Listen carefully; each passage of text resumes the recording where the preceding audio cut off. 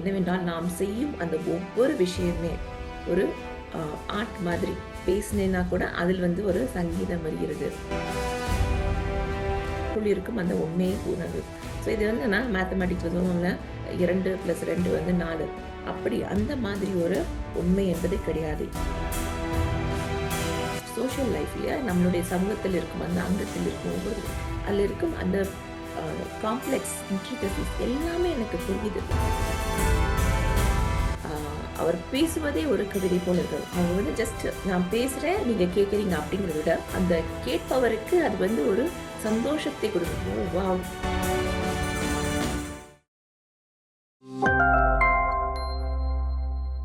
இனிய காலை வணக்கம். நாம் பத்ரி சார் அவர்களுடைய நற்செய்திகளை பற்றி தினமும் பார்த்து கொண்டிருக்கின்றோம். இன்றும் அவர் சொல்லிய தகவலிலிருந்து என்ன சொல்கின்றார் என்பதை பார்ப்போம். அதுக்கு நான் உங்களுக்கு ஒரு ஸ்லைடு இப்ப ஷேர் பண்ணிடுறேன். சத்தியம், சிவம், சுந்தரம். உண்மை, நலம், அழகுணர்ச்சி. நலமானது உண்மையிலிருந்தே ஊற்றெடுக்கின்றது.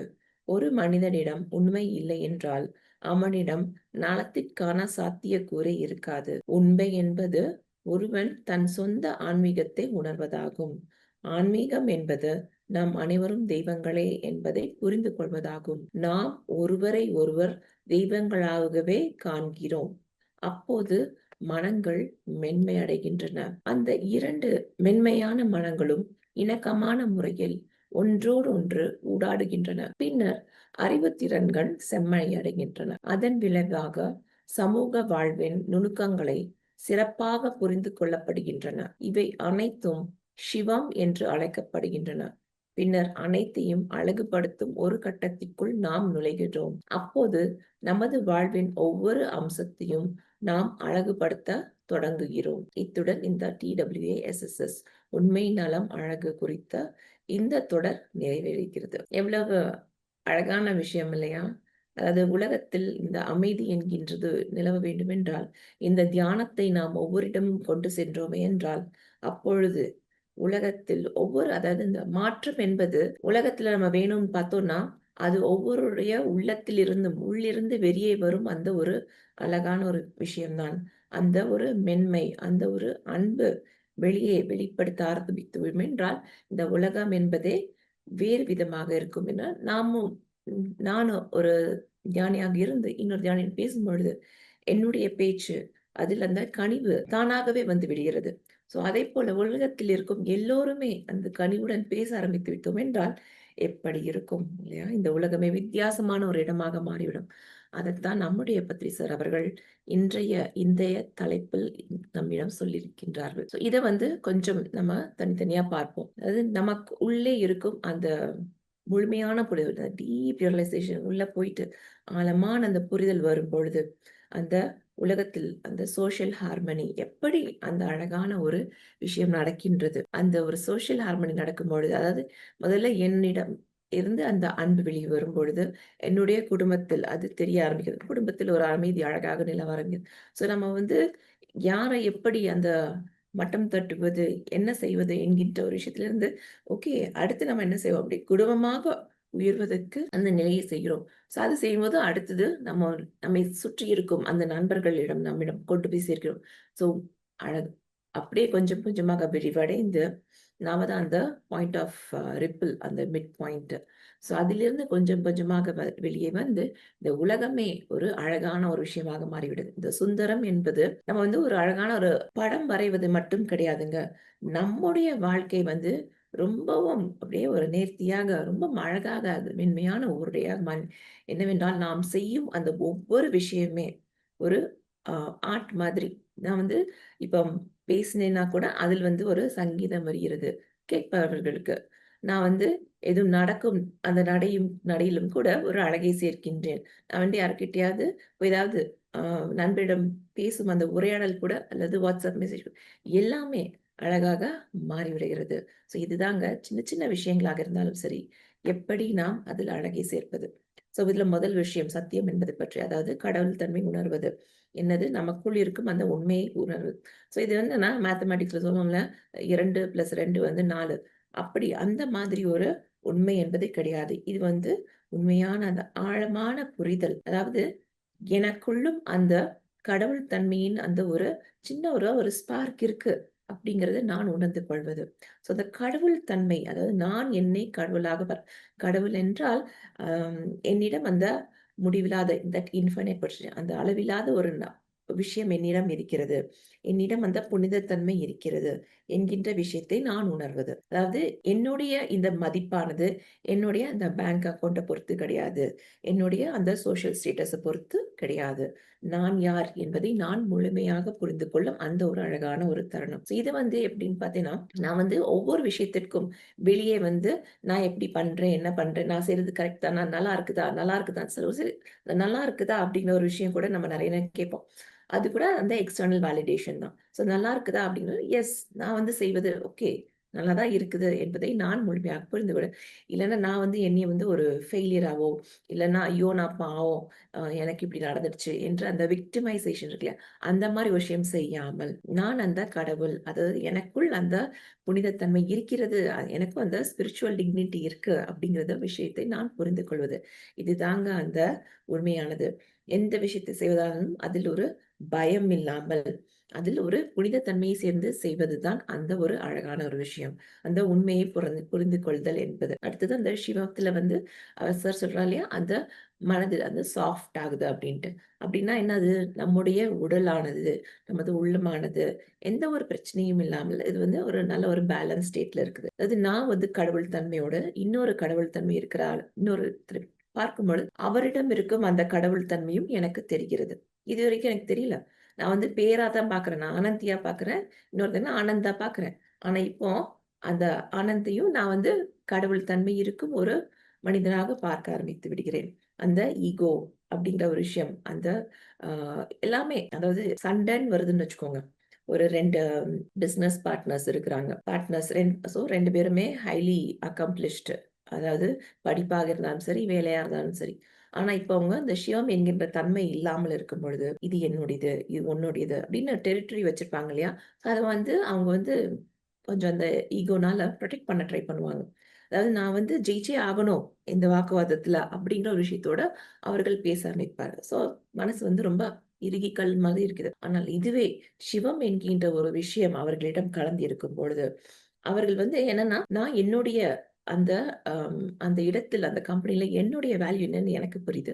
அவங்களுக்கும் இருக்கும் பங்கு எனக்கு புரிகிறது. ஸோ மைண்ட் ஓகே, சாஃப்ட் ஆகுது. அதனால இந்த சோசியல் லைஃப் இல்லையா? நம்மளுடைய சமூகத்தில் இருக்கும் அந்த அங்கத்தில் இருக்கும் அதுல இருக்கும் அந்த அ காம்ப்ளெக்ஸ் இன்ட்ரிகசிஸ் எல்லாமே எனக்கு புரியுது. எல்லாமே நெறைய விஷயங்கள். அதாவது என்னை மட்டுமே வைத்து பார்க்கக்கூடிய அந்த நிலையிலிருந்து மற்றவர்கள் நான் பேசும் அந்த விதமே மாற்றம் இருக்கிறது. என்னன்னா, நான் மட்டும் வின் பண்ணணும்னு அவசியம் இல்ல. எல்லோரும் சேர்ந்து இந்த கம்பெனியாக எப்படி நாம ஜெயிப்பது என்பதில் தான் அதில் அந்த நேரத்தை நான் அதாவது என்னுடைய அந்த கவனம் எல்லாமே அதுல தான் இருக்குது. ஸோ நாங்க இப்ப சண்டை போட போறதில்ல. அதாவது சிவம் இருக்கும் பொழுது. அந்த எதுவாக இருந்தாலும் சரி, அதை ஜெயித்து அதாவது பிரச்சனைக்கு என்ன தீர்வு என்று பார்க்கும் அந்த ஒரு மனோநிலை வந்து விடுகிறது. ஸோ சார் சார் கடைசியா சொன்ன அந்த சுந்தரம் விஷயம் இல்லையா? அந்த ஏஸ்தெட்டிக்ஸ் எல்லா விஷயத்திலயும் அழகு என்பதை பார்ப்பது. ஸோ நான் இப்ப அ வாழணும் அப்படின்னு இந்த சர்வைவல் மோட் அப்படிங்கிற விஷயத்துல இல்ல. பிரச்சனைய ஃபிக்ஸ் பண்ணணும் அப்படிங்கிற விஷயத்துல நான் இருக்க போறதில்ல. ஸோ இதுக்கும் நம்ம உதாரணம் பார்த்துடலாம். நான் என்னுடைய வீட்டு அலங்காரம் செய்திருக்கும் அந்த ஒரு விஷயமே. அந்த அந்த சத்தியம், சிவம் அப்படிங்கிற நிலையில இருக்கும்போது, வீடு அழகா இருக்குது. எல்லாமே கரெக்ட்டா இருக்குது. எல்லாமே நடந்துகிட்டு இருக்கு. ஸோ எந்த ஒரு பிரச்சனையும் இல்ல. எல்லாருக்குமே ரெஸ்பெக்ட் குடுக்குறோம். இந்த சுந்தரம் அப்படிங்கிற ஒரு விஷயம் வரும்போது, நான் என்னுடைய அந்த ஒரு இடத்தையே அலங்கரிக்கும்போது, இந்த ஒரு சேர செலக்ட் பண்றேன்னா கூட, அது புதிதாக செலக்ட் பண்ணணும். அது நான் ஒரு அழகு கலை நயம் மிகுந்த ஒரு விஷயமாக, அந்த இடத்த நான் பண்ணும்போது, பட்ஜெட் எனக்கு ஒண்ணு தான். மேபி நான் அ 10,000மோ இல்ல 1,00,000மோ பட்ஜெட் ஒண்ணு தான். ஆனா அந்த பட்ஜெட்டுக்குள்ளேயே நம்ம எப்படி அந்த ஒரு ரூமுக்கே ஒரு கலர் செலக்ஷன் பண்ணும்போது அந்த கலர் செலக்ட் பண்ணும்போது, அதனுடைய நிறத்தின் தகுந்தாற்போல அந்த இடத்தின் ஒரு தன்மை மாறிவிடும். ஸோ அது மாதிரி தாங்க. நான் அதில் அழகு சேர்த்து விடுகின்றேன். அதுதான் நான் செய்யும் அந்த ஒரு அழகான ஒரு விஷயம். நான் பேசும் ஒரு விஷயமாகுது. ஸோ என்னுடைய கம்யூனிகேஷன் வச்சுக்கலாம். இப்போ ஒரு பேச்சாளர ஒரு உதாரணம் எடுத்துக்கலாம். அந்த சத்தியம், அந்த சிவம் என்ற நிலையில் இருக்கும்போது, அவர்கள் பேசும் அந்த வார்த்தை ஓகே எல்லாருக்கும் புரியுது. உண்மை இருக்கிறது. எல்லாருக்கும் அது கொண்டு சேர்க்கிறது. ஆனா சுந்தரம் என்கின்ற ஒரு விஷயத்தில் அந்த பேச்சாளர் இருக்கும் பொழுது, அந்த பேச்சாளர் அவர் பேசுவதே ஒரு கவிதை போல இருக்கு. அவங்க வந்து ஜஸ்ட் நான் பேசுறேன், நீங்க கேட்கிறீங்க அப்படிங்கிறத விட, அந்த கேட்பவருக்கு அது வந்து ஒரு சந்தோஷத்தை கொடுக்கும். "ஓ வாவ்! இப்படிலாம் கூட இருக்குமா?" என்ற கூடிய ஆமா திரும்பவும் கேட்கணும், அத கேட்கணும் அப்படிங்கிற ஒரு ஆர்வத்தை தூண்டக்கூடிய விஷயத்தில் அந்த சுந்தரம் என்கின்ற ஒரு விஷயம் வந்து அழகாக மாறிவிடுகிறது. இன்னொரு உதாரணம் எடுத்துக்கலாம். நான் வந்து இன்னும் ஆஃபீஸ்ல வேலை பார்க்குறேன். ஆஃபீஸ்ல வந்து அந்த சத்தியம், சிவம் அப்படிங்கிற நிலை இருக்கும்போது, ஆஃபீஸ் வந்து கிளீனா இருக்கு. எல்லாரும் ரெஸ்பெக்ட் குடுக்குறாங்க. எல்லாமே நன்றாக போய்க்கிட்டு இருக்கு. சுந்தரம் என்கின்ற நிலை அங்கே வரும்பொழுது, அங்க வந்து வர்ற அந்த கஸ்டமர் எக்ஸ்பீரியன்ஸ் அவர்களுக்காக இருக்கட்டும், அந்த வேலை பார்ப்பவர்களுக்கு அங்க அழகாக அந்த செடிகளை வைப்பது, அந்த இடத்தை அழகாக வைப்பது, அவர்களுக்கு கொடுக்கும் அந்த உணவில் கூட அவர்களுக்கு பிடித்தமான அதாவது உடலுக்கு வலு சேர்க்கக்கூடிய அந்த மாதிரி ஆ ஆ அதற்கேற்றாற்போல அந்த உணவுகளை சேர்த்து செய்வது. இதுதாங்க. சின்ன சின்ன விஷயங்களாக இருந்தாலும் சரி, நாம் அதில் எப்படி அந்த சுந்தரத்தை, அந்த அழகை கொண்டு சேர்ப்பது. இதுதான் சார் வந்து சொல்லும் அந்த ஒரு அழகான விஷயம்.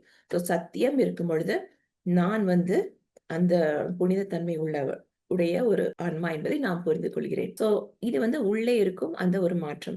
வெளியே என்ன தெரிகிறது? நான் வந்து எனக்கு அந்த சுயமரியாதை என்கின்ற ஒரு விஷயத்த வச்சுன்னா, இன்டெகிரிட்டி ஓகே. நான் யார் என்பதை நான் முழுவதுமாக புரிந்து கொள்கிறேன். இது வந்து சத்தியத்தின் நிலை. சிவத்தின் நிலை. அதாவது வெல் பீயிங் அப்படிங்கிற விஷயத்தை வரும்பொழுது, நான் வந்து இந்த புனிதம் என்பதை புரிந்து கொண்டிருக்கேன். வெளியே வரும்பொழுது, இந்த உள்ளே இருக்கும் அந்த விஷயம் வந்து வெளியே வரும்போது, அந்த சாஃப்ட்டான மனது. அதாவது ம் வெளியே வந்து எந்த ஒரு பிரச்சனையும் பிரச்சனைய வந்து பிரச்சனையாவே பார்க்கறது இல்லல்ல. எதா இருந்தாலும் ப்ராப்ளமாவே பார்க்காம, அதுக்கு என்ன ஒரு விடை கண்டுபிடிக்கலாம் அப்படிங்கிற ஒரு விதத்துல பார்க்கும்பொழுது, அந்த இடத்துல பிரச்சனை என்பதை மறந்துவிட்டு, அந்த சமூகமே ரொம்பவும் சந்தோஷமாக மாறிவிடுகிறது. அந்த சுந்தரம் என்ற நிலையில இருக்கும்போது, வாழ்க்கை வந்து ஜஸ்ட் ஒரு பிளெயின் ஒரு கேன்வாஸா பார்க்காம, படம் வரையக்கூடிய அந்த திரையாக மட்டுமே பார்க்காமல், அதில் அந்த புதுசு புதுசாக அ எதையெல்லாம் சேர்க்க முடியும்? என்னென்ன அழகையெல்லாம் சேர்க்க முடியும் என்று வாழ்க்கையில அந்த சும்மா ஒரு தோட்டம் டெக்கரேஷன் தாங்க. ஆனா அந்த தோட்டத்தையுமே எப்படி நான் வந்து அ பூக்களை மொத்தமாக இந்த பூக்கள் இப்படி வைத்திருக்குது என்ற இந்த செடிகளை இப்படி வைத்திருக்கு. எப்படி நான் அரேஞ்ச் பண்றேன்? எப்படி அதை நான் சமர்ப்பினேன்? அதில் எவ்வளவு நேரம் செலவு செய்கின்றேன்? எல்லாமே அதில் அழகு சேர்க்கக்கூடிய விஷயங்கள் தான். இப்போ இந்த சுந்தரம் என்பது கிட்டத்தட்ட பார்த்தீங்கன்னா, இந்த நம்மகிட்ட வந்து ஒரு டைமண்ட் இருக்கு. அந்த டைமண்ட பாலிஷ் பண்ற மாதிரி தான். அந்த டைமண்ட் வந்து ஏற்கனவே இருக்கத்தான் செய்யுது. ஆனா, அதுல கொஞ்சம் அழுக்கு இருக்கு. அந்த சிவம் என்கின்ற ஒரு நிலை இருக்கும்போது, அதுக்கு வந்து அத கட்டிங் பண்ணி, அது ஷேப் குடுக்குற மாதிரி. அப்ப அந்த கொஞ்சம் பாலிஷ் பண்ணி. இந்த சுந்தரம் அப்படிங்கிறது வந்து அதிலிருந்து வரக்கூடிய அந்த ஆம் ஷைனுன்னு வச்சுக்கலாமே. அது எப்படி அழகாக ஒளியை தருகிறது. அப்படி திருப்பும்போது எப்படி எப்படி அழகாக ஒளி தரும். அத நீங்க வந்து நடக்கும்போது, நீங்க ட்ரெஸ் பண்ற விதம், எல்லாமே நீங்க எப்படி எந்த ஒரு விஷயத்த உருவாக்குறீங்க. ஒரு சின்னதா ஒரு கான்செப்ட் எதுவும் கிரியேட் பண்றீங்க. உங்களுடைய வீடாக இருந்தாலும் சரி, உங்க தோட்டமாக இருந்தாலும் சரி, நீங்கள் எல்லா விதத்திலும் எப்படி அந்த உள்ளிருந்து அந்த வெளியே அந்த ஒளி வருகிறது. இதுதாங்க அந்த சுந்தரம். சத்தியம், சிவம், சுந்தரம். உண்மையை உணர்ந்து அதை வெளியே கொண்டு வரும்போது, இந்த உலகமே ஒரு அழகான ஒரு பூந்தோட்டமாக மாறிவிடுகிறது. அதில் அமைதி, சந்தோஷம், சமாதானம் என்பது சொல்லவே தேவையில்ல. அது அது அங்கே எப்பொழுதும் நிலை பெற்றிருக்கும். இதுதான் சார் சொல்லும் ஒரு அழகான ஒரு விஷயம். வாய்ப்பு தந்ததுக்கு மிகவும் நன்றி.